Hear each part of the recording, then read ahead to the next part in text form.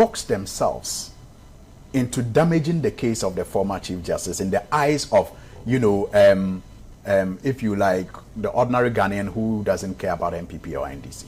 They simply have, in all their dealings, since the problems of the former Chief Justice came up, tainted the former Chief Justice as one of them that deserved to be supported and protected.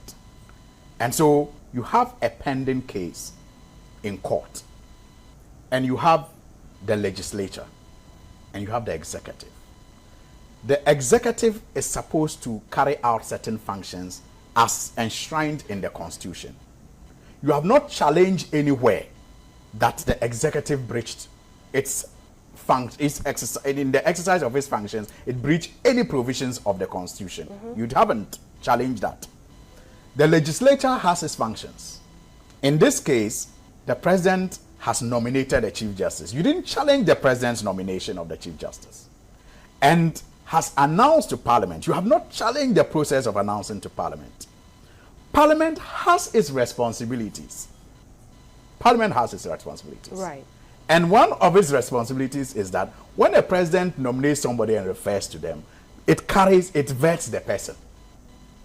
You have not challenged the nomination, you have not challenged the referral, and yet you say Parliament shouldn't work. And so they didn't have any right to challenge the vetting? Clearly. That's the challenging you're talking about. Yes. So, no, but you see, clearly you challenge on the basis of the law, because you are a legal institution, so to speak. Okay. So if the law was not on your side, all you needed to do was to sit in the vetting and do the vetting.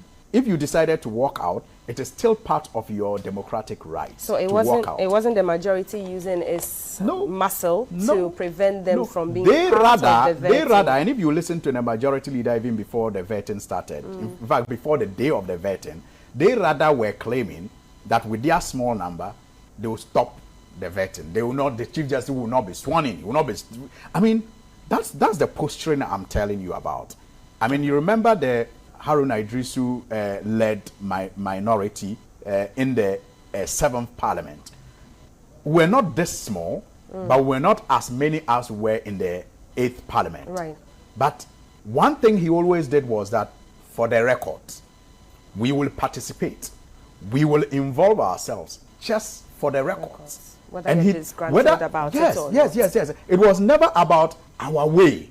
He always acknowledged the fact that they were the majority, they were going to have their way, but whatever it took for us to have our say, we're going to embark on that journey to have our say, just for the records to keep it. Absolutely. Let's talk about